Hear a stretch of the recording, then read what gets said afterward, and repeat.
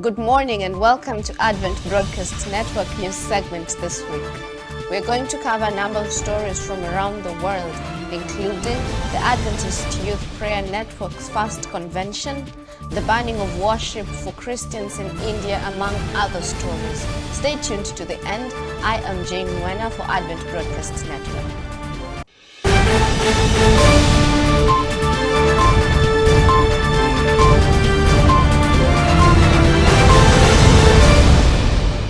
The Vision Music Contest.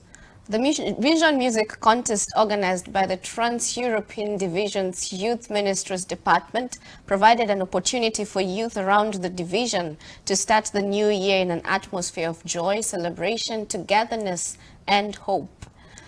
The program was broadcast live on New Year's Eve on both the TED YouTube channel and the Youth Ministry's Facebook page. The program started with a lively rendition of Mary Did You Know by SETJ from Scotland, one of the 15 countries that participated in the contest. Despite a slight glitch with the YouTube channel at the start of the broadcast, the audience rapidly grew to over 400 across the two platforms. Altogether, the audience was expected to mainly come from the participating countries. There were visitors from Brazil, Mexico, Germany, and Chile, to many others. One of our goals for the event was to promote the international multicultural appreciation and feeling that we are together in these strange times, and to bring joy and hope both to those participating and those watching, explained the TED Youth Ministries Director. Having in mind these purposes, I think the event was quite successful. I believe it united the youth department leaders from all across the division and brought some joy and positive outlook in these challenging times, he added.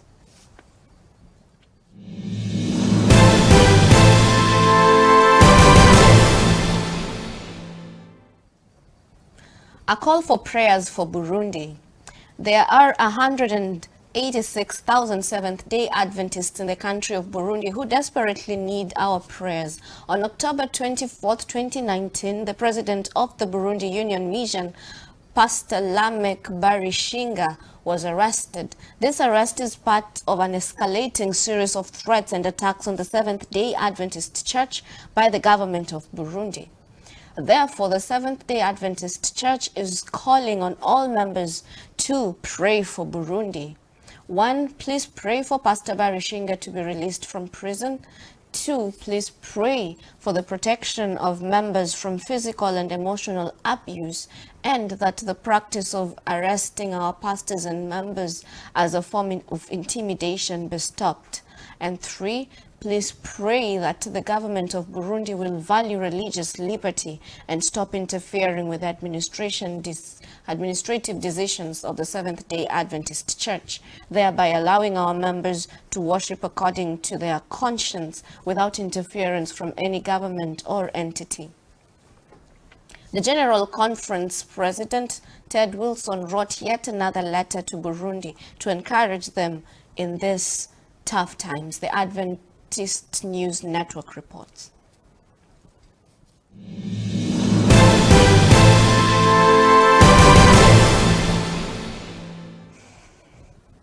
Despite the pandemic, Adventists in Germany opened renovated kindergarten.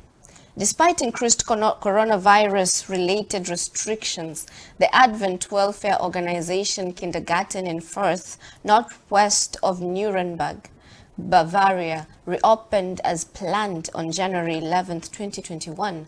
After 17 months of construction, the building team completed a daycare center in the new community center of the local Seventh-day Adventist congregation. The Adventist Review reports that during the construction phase, leaders rented a vacant store across the street, which allowed the center to continue operating with a group of 24 children. Leaders also expressed their gratitude because the construction project was accident-free and thanked local authorities for the city's financial support. The interdenominational Christian kindergarten will work according to a cross-cultural concept under the management of Andrea Zagel. In the new designed area of approximately 940 square meters, distributed in 2 floors, it is expected that daycare services will be offered eventually to 60 children, divided into 3 groups. Leaders reported that each group has a common room, a side room, a shared movement room, and a light-flooded dining room with a garden view. The newly designed kitchen allows for freshly prepared, wholesome meals for all children, they reported. The Seventh-day Adventist congregation in Firth now also has an expandable hall, new sanitary facilities, and its own kitchen, as well as a youth and storage rooms. The joint inauguration ceremony of the rooms for the kindergarten and the church congregation will take place when that kind of gathering is allowed again, the leaders said.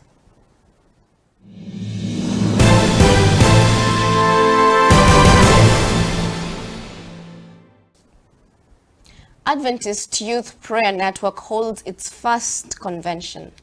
Young Adventists across the Southern Asia Pacific Division gathered on Zoom and Facebook Live to hold the first prayer network convention during a week in December 2020. This was recorded on the Southern Asia Pacific Division news site.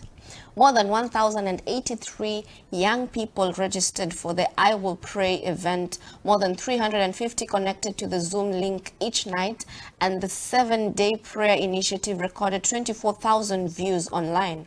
According to organizers, Adventist young adults feasted on the Word of God and the inspired words of Adventist Church co-founder Ellen White through several guest speakers. General Conference Prayer Coordinator Melody Mason opened the session with a message on intercessory prayer. Mason emphasized that young people need to be willing to be inconvenienced to pray for others, put away sin, and obey God. She suggested they should all stay humble and hold on and not let go. Feedback from the event was overwhelmingly positive. A second prayer convention is scheduled for December 5th to 11th of 2021.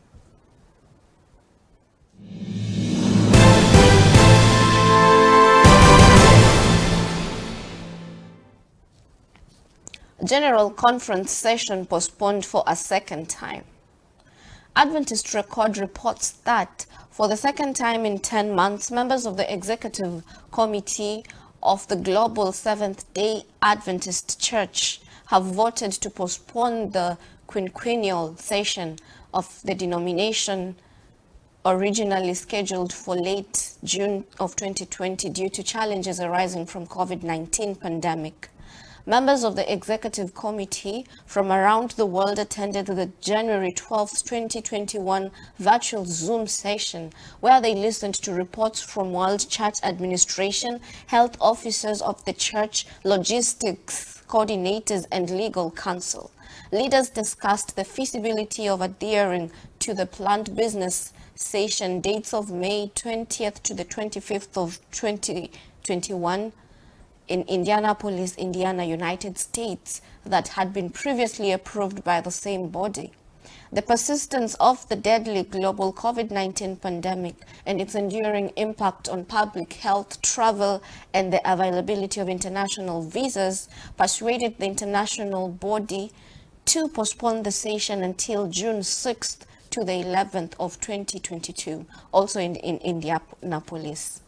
The new plan, voted by the church leaders and laypersons, now postpones the dates for the denominational quinquennial business session for nearly 2 years from its originally scheduled dates as allowed by the Adventist Church's constitution.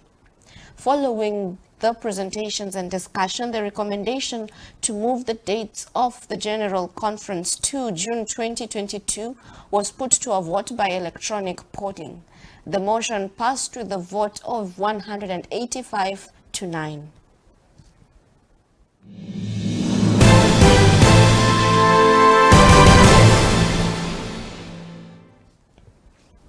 Christian families burned from worship in one Indian state as persecution worsens. Christians in India are facing more persecution as the Indian government tries to enforce the Hindu religion across the country.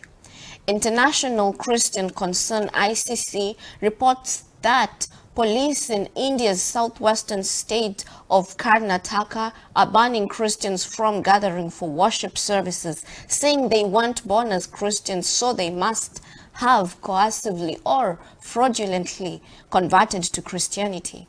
Police officials in Karnataka's Hassan district summoned 15 Christian families in a village on January 4th to a meeting, then told them to prove they were Christian.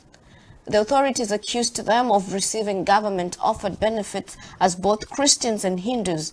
Then the deputy superintendent of police ordered the Christians to stop gathering for worship in their village. The order violates the religious freedom rights offered to India's citizens under Article 25 of their constitution. Article 25 gives Indian citizens the right to assert and exercise the religion of their choice. India ranks 10th on the Open Doors 2020 World Watch List in the countries where it is most difficult to be a Christian.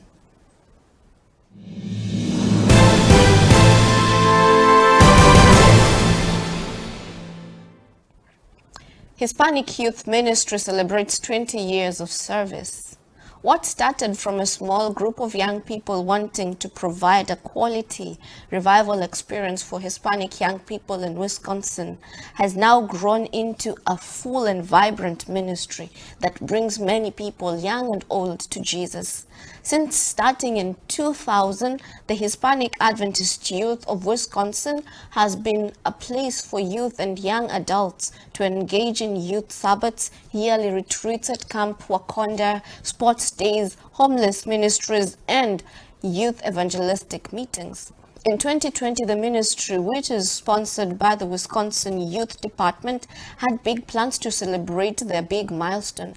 As the pandemic impacted their plans, the leaders began hosting virtual services. Throughout the months, they organized a series featuring their youth as speakers on social media and hosted a virtual service for youth every Sabbath for 3 months, featuring guests from other countries. They also hosted an online week of prayer, evangelistic series, and 2 celebrations in the park where they could meet socially distanced. Wisconsin Youth Director Eric Chavez says they are so proud of the accomplishments this group has made. They know that even through the pandemic, they will continue to find ways to creatively celebrate and serve an amazing God. This is as recorded in the Lake Union Herald.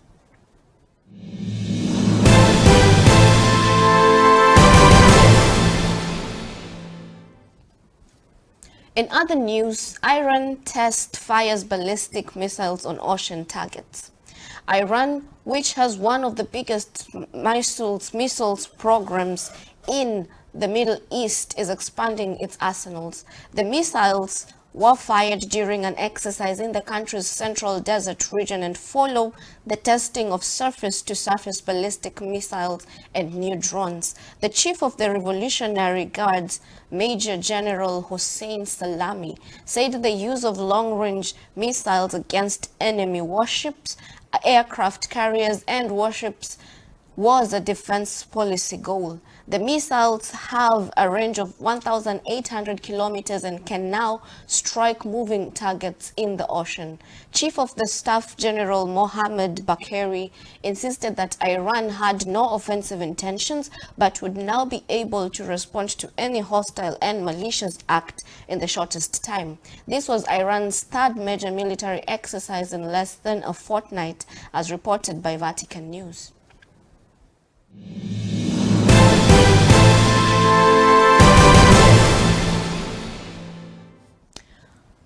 Police in Pakistan locate bodies of Christian sisters killed for refusing to convert to Islam. Pakistani police discovered the bodies of 2 Christian women in Lahore on January 4th who were reportedly killed by their Muslim supervisors for not converting to Islam.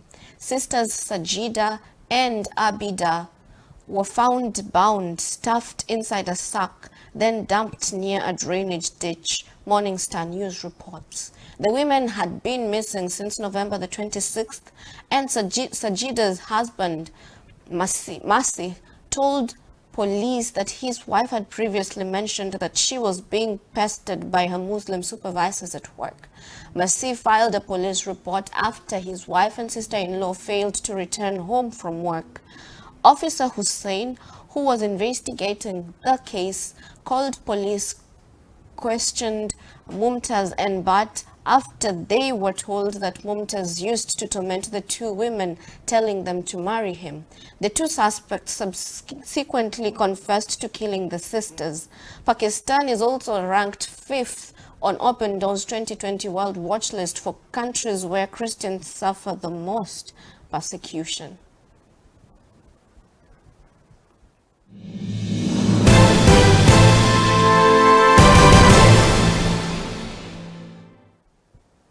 In Ethiopia's Tigray, the crisis rises a fear of mass starvation. Hundreds of thousands might starve to death in Ethiopia's Tigray region, according to the government official quoted in a leaked copy of notes taken at a meeting of humanitarian workers. The government-run Tigray Emergency Coordination Center, ECC, is assessing needs following the conflict there. The federal government declared victory at the end of November, but sporadic fighting has continued, and the UN has described the humanitarian situation as severe. It added that reports indicate that food is not available or is extremely limited in markets, posing increased risks of malnutrition. The ECC says that 4.5 million people need emergency food aid in Tigray, according to a figure quoted in a UN report. The population of Tigray is between 5 to 7 million. More than 50,000 have fled to neighboring Sudan. The UN has said that access to parts of Tigray is still limited, but some aid is getting through. Communication with much of the region remains difficult as phone lines and the internet have been cut, making verification of reports very hard.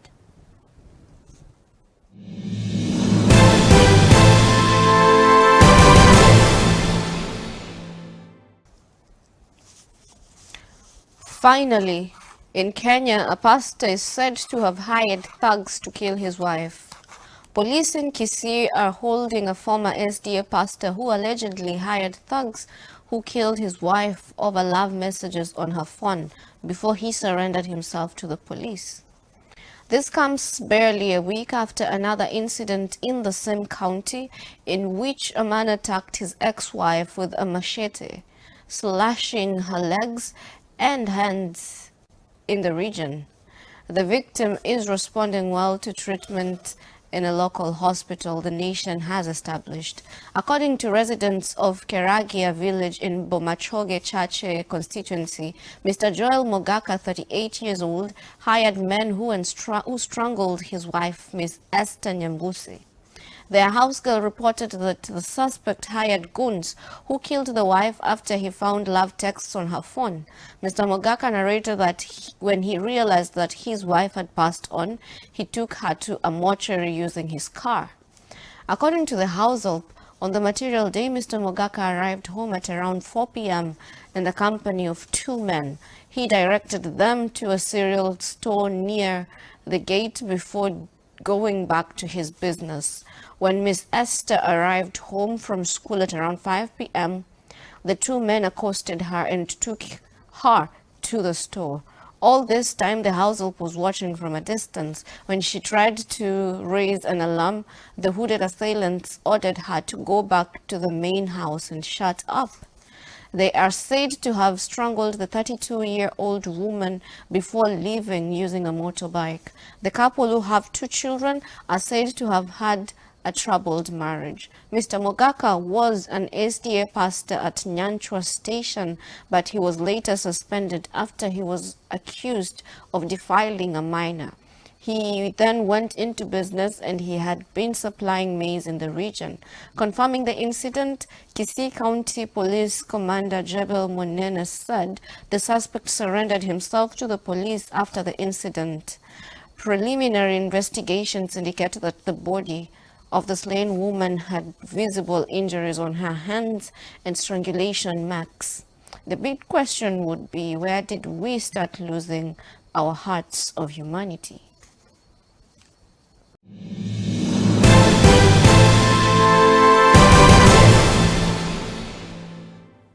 And that brings us to the end of our news segment today.